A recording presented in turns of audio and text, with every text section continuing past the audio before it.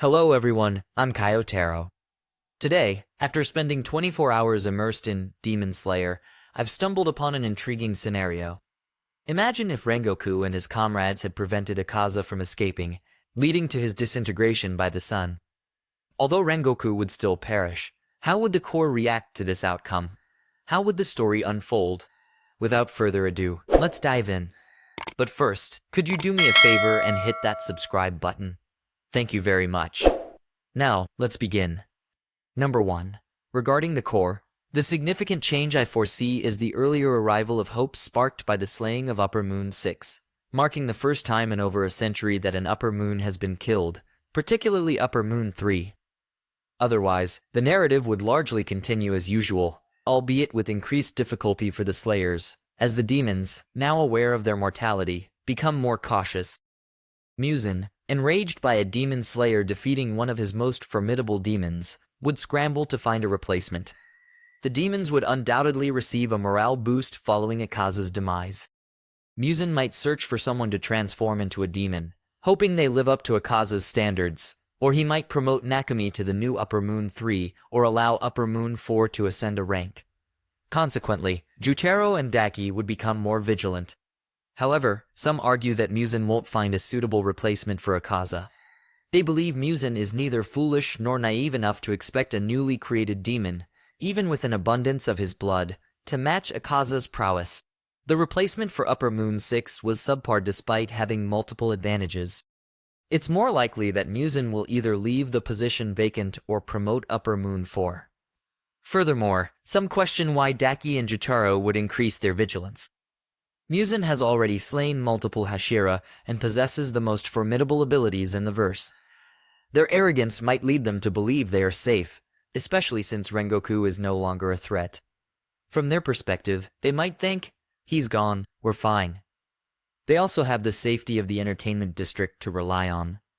Did you know that Kokushibo would also be incensed by this turn of events? He values the hierarchy established by Muzan.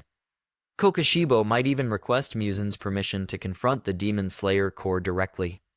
Muzan, taking a more serious approach in deploying the Upper Moons, might send out Upper Moon 1 and Upper Moon 2, leading to unforeseen consequences.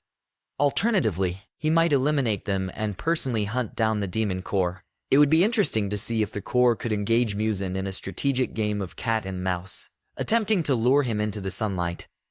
If this scenario were to occur, it might not significantly alter the story.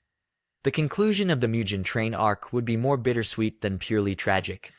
The subsequent arcs, including the Swordsmith Village arc and the final confrontation, would likely proceed similarly.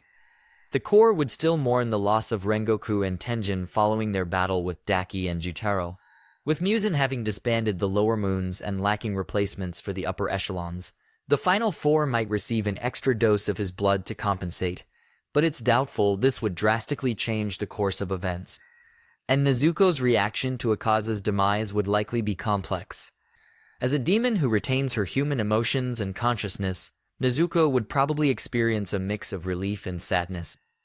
Relief because Akaza's death signifies a victory for the Demon Slayer Corps and a step towards the eradication of demon threats, which aligns with her and her brother Tanjiro's goals.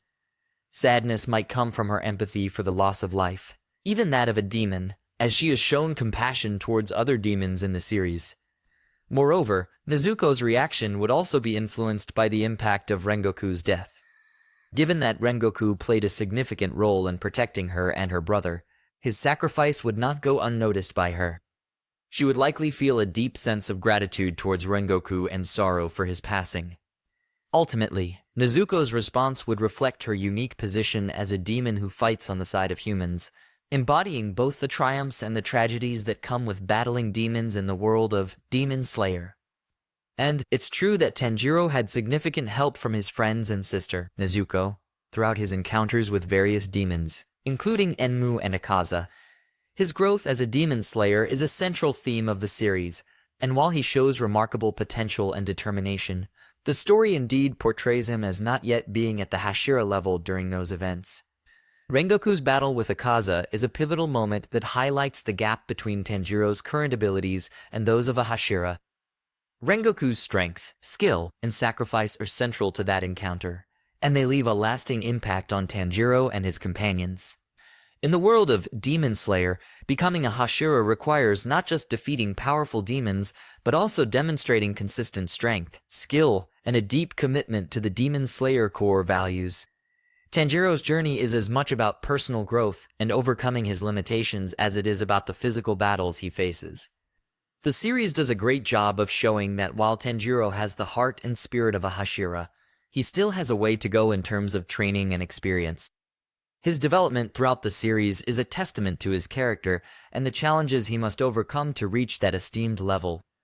That's all for today's video. Thanks for watching. I'll see you in the next video.